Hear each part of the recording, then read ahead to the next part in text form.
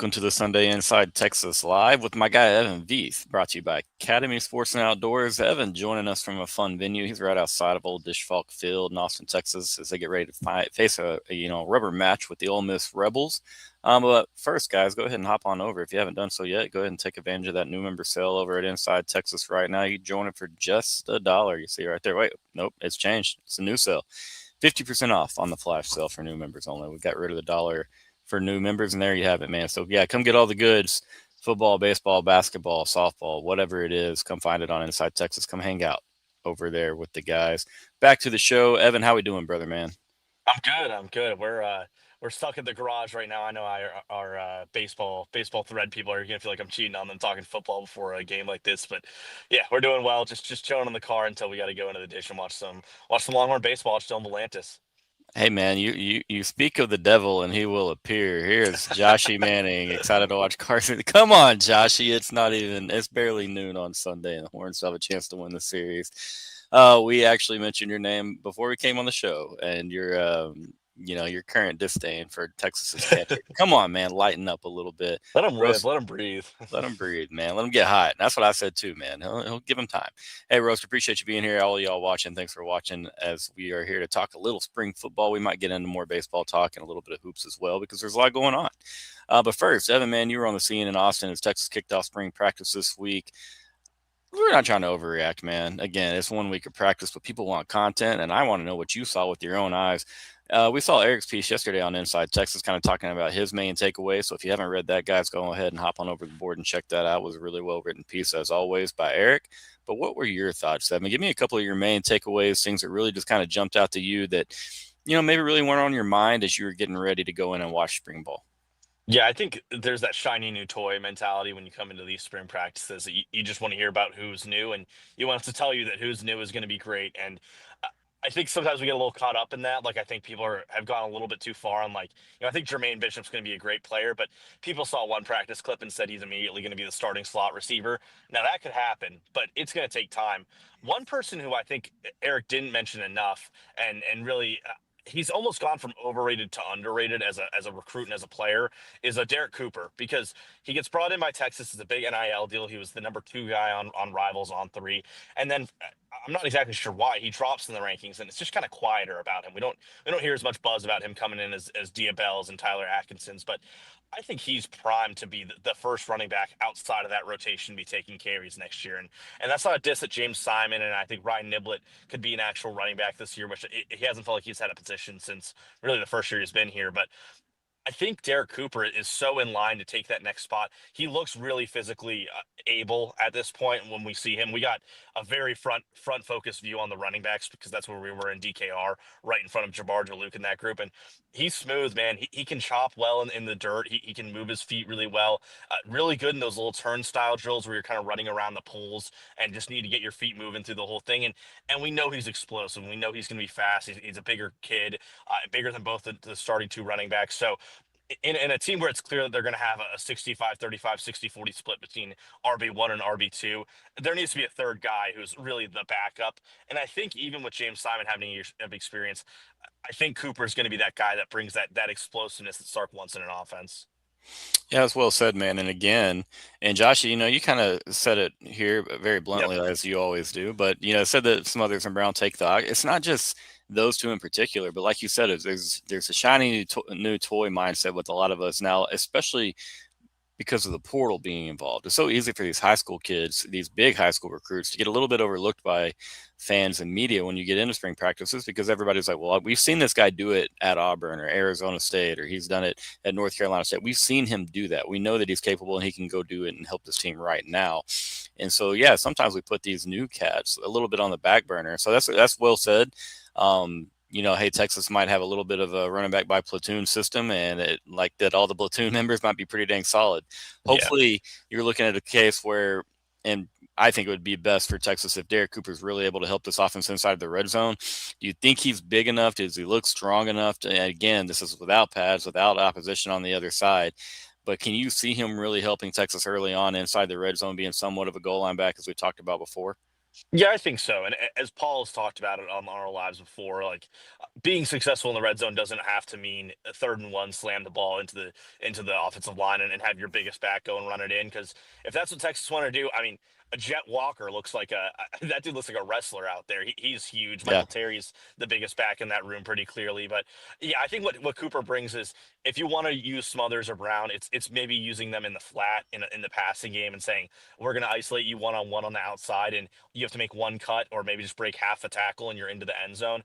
But yeah, if you want to run inside zone 3rd and 1 or just or even outside zone and have a guy carry the blocks and then finally find a cut in, I think Cooper might be the best option to do that and just fall forward. I need to see him do it more and I need to actually have him get reps of you're not going against these high school kids in Florida where you're just the better athlete than them. These are SEC D linemen, but I mean, you saw it 2 years ago where Jarrett Gibson got the goal line carries in Michigan. And, Right. we know what happened after that with Gibson, but like Sark will use that guy if he needs to, even if it's a younger player, even if it's a freshman. So it's a running back room that's built to have one other person step up when you need that short yardage. And that could be Terry, it could be Simon, could be Walker. But I think Derek Cooper, of all those guys, probably is just a little bit ahead of that right now. I mean, it's well said, man. Sark's definitely not afraid to use his youth in the backfield. You saw Cedric Baxter, starting to play a lot as a freshman, back in the Big 12 days is what, 2023, Hmm. before Jonathan Brooks kind of really found, his footing on that team. Again, I like that what we've seen out of a lot of guys. Again, it's not with pads, not opposition, not trying to overreact. But we're just kind of quietly checking off boxes, man. You want to get better in the red zone. Okay, you look like you got a quarterback whose legs will help with that. Well, you got a Cam Coleman who's going to help you win 50-50 balls. You can throw the back shoulder fade too. You can throw the comeback routes too. You got multiple backs that can get out in the passing game and help. Okay. And again, it's not just all about red zone offense, just checking boxes on how and where Texas kind of failed last year and how we can be more Yeah. successful going forward, in my eyes. Any takes on anything on the defensive side of the ball? Did you see anything on that side of the ball? Maybe a guy or two that you're like, hey, he looks more ready to help than maybe I anticipated, or maybe a worry arose out of nowhere. What are your thoughts on the defense? Yeah, I think starting out, I like what they're doing with the cornerbacks, where Will Muschamp is very hands-on with that room. I think he realizes that of all the positions, it's probably the one most up in air with who you need to find your starters for. I think we know what the D line is going to look like next year. That's no question. The two starting linebackers are going to be Smith and Biles. Safety, we'll see if Phil Simi or Williams, but it's McDonald and one of those guys.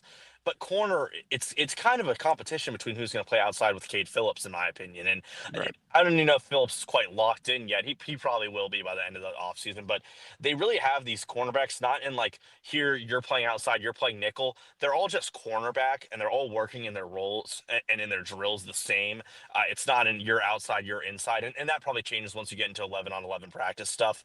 But I like the pairings that they have as well. You've got Kobe Black and Cade Phillips as a pairing, and those are kind of your more prototypical outside cornerbacks. Then you've got Masco and Littleton, which I think is a great one because that's your experience and your veteran in Masco who can play inside and out, and then your younger star who you also feel like can play inside and out in Littleton. But you need him to be able to learn from somebody and say, hey, this is what it actually takes to go move outside after being a slot cornerback. And then you've got Wardell Mack in that next group, and he's with Warren Roberson. And we've heard great things about Warren Roberson as an athlete, and the penalties aren't really a problem on the defense; it's on the special teams. So I think he's kind of become a little bit underrated as a defensive player. If those guys are your fifth and sixth, 3rd year Mack, 4th year Roberson, both good recruits. Mack especially was a pretty highly touted recruit.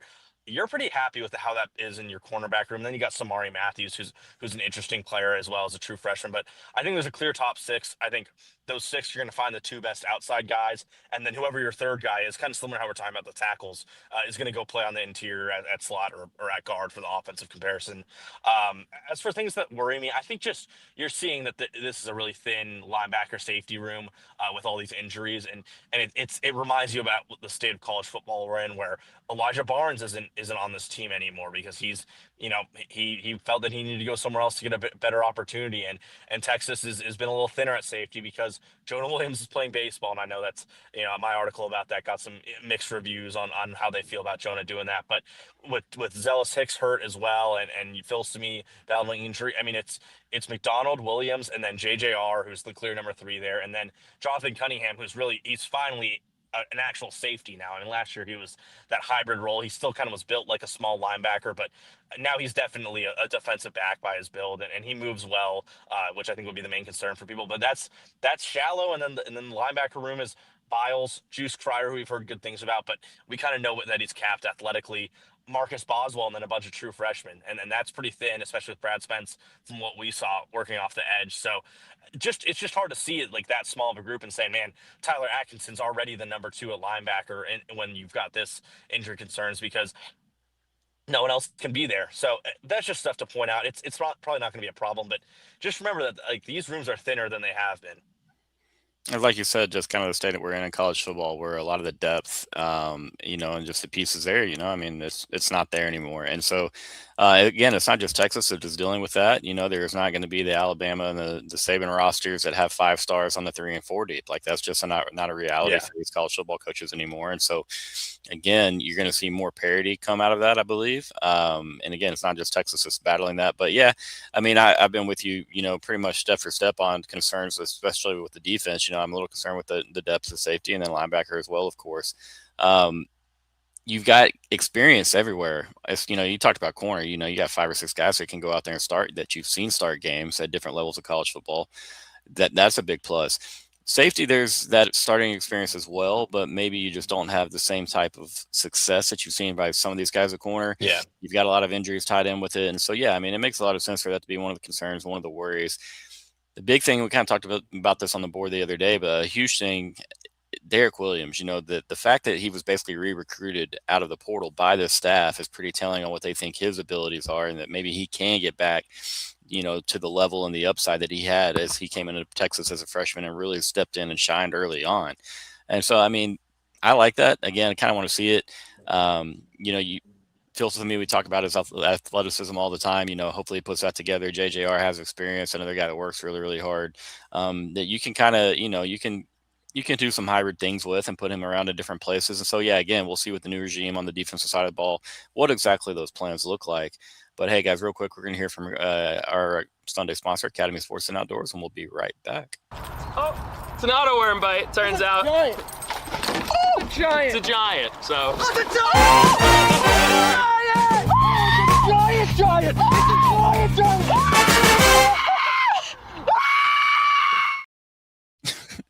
And again, that's Evan at the dish here in a little while. And again, guys, it's just 1 week of spring ball. Try not to overreact, but trying to get you all the goods. And Mr. Evan Beath has had the goods all week long there. Again, got a few more minutes with Evan before he has to get inside the dish and get to work. But I want to get your thoughts on the topic literally at hand for you, man.